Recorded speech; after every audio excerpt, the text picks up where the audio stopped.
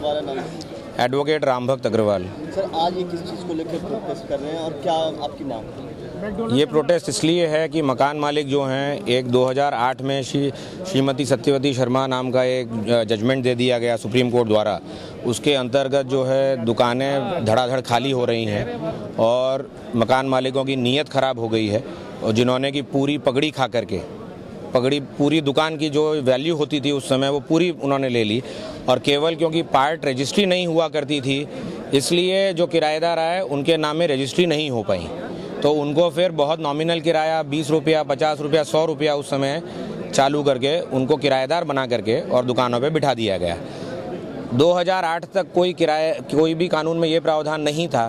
कि जो है आप व्यापारिक संस्थानों को खाली करा पाएंगे, पर 2008 में जब से जजमेंट आया है तब से मकान मालिकों की नीयत ख़राब हो गई है और उन्होंने पगड़ी खा करके पूरी वैल्यू लेने के बावजूद अब नोटिस दे करके 15 दिन का नोटिस दिया जाता है, जिसमें कि जो किराएदार है उसको ये बताना पड़ता है कि मकान मालिक गलत है।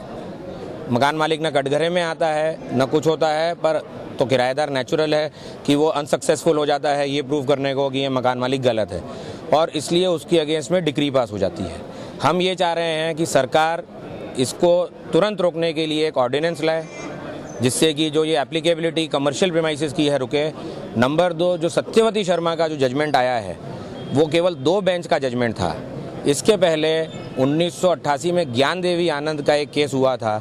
जिसमें कि 5 बेंच ने ये कहा था कि आपको किराएदारों को, व्यापारिक किराएदारों को खाली कराने का कोई अधिकार नहीं है। तो जो 5 बेंच का जजमेंट सुप्रीम कोर्ट का अगर है कि आपको कोई अधिकार नहीं है कानून में परिवर्तन लाने का और उसको करने का, तो 2 जज ने इसको कैसे ओवररूल कर दिया, इसके लिए हम एक रिव्यू और एक तुरंत एक स्टॉप चाहते हैं कि ये एविक्शन नहीं होने चाहिए।